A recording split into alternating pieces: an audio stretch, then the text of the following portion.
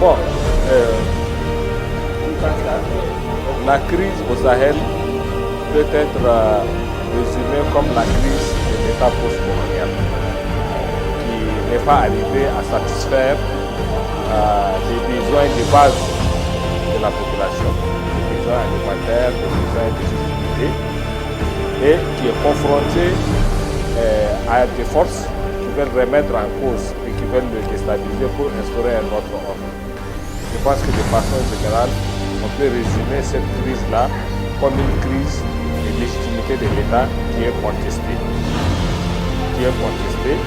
Et ça donne lieu aujourd'hui à un retour en force des militaires qui veulent instaurer un système autoritaire. Et avec pour agenda de répondre à la défiance face à l'État, c'est-à-dire de répondre à cette défiance par la voie de la force plutôt que par la voie du dialogue. Donc, en résumé, c'est ça. Mais naturellement, dans cette crise, il y a plusieurs aspects qu'on pourrait évoquer. C'est notamment la crise du monde rural. Le monde rural qui n'arrive pas à satisfaire le minimum. C'est la crise du modèle de développement qu'on a essayé de suivre, qui fait qu'il y a une centralisation sur l'État et puis le reste est totalement négligé.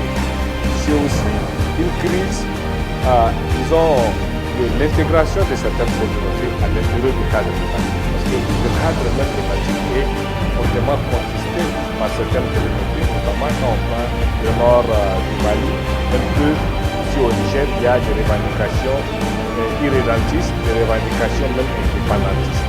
Donc voilà un peu la crise à laquelle nous sommes confrontés. Et au final, on peut aussi dire que c'est une crise morale. C'est aussi une crise morale que la société aujourd'hui traverse. Donc à résumé, c'est un peu ça. Mais c'est une crise multidimensionnelle. Il y a plusieurs aspects en fait. Le seul pays d'Afrique de l'Ouest qui n'a pas connu un régime militaire et qui a toujours été depuis l'indépendance jusqu'à aujourd'hui dirigé par des civils. C'est vrai que comme d'autres pays sahéliens, le Sénégal connaît aussi une crise sécuritaire, mais un conflit interne armé, mais un conflit de basse intensité, qui n'a pas empêché à ce que le Sénégal fasse des progrès du point de vue du développement de la démocratie. Aujourd'hui, avec ce qui est en train de se passer, d'ailleurs ça n'a pas commencé seulement avec la dernière décision de Macky Sall de reporter les élections, mais ça a commencé depuis au moins 2 à 3 ans avec vraiment plusieurs mesures qui ont été prises et avec la pression qui s'est exercée pour empêcher à certains de participer à la compétition électorale. Parce que plusieurs personnalités sénégalaises ont fait l'objet de poursuites. Et on sent une certaine instrumentalisation de la justice pour éliminer les adversaires. Aujourd'hui, le fait que l'élection soit reportée et que le pays plonge dans une montée de la violence qui est un peu inédite en fait au Sénégal. Parce que le Sénégal a la particularité d'avoir un espace public un peu moins violent que beaucoup d'autres pays de la région.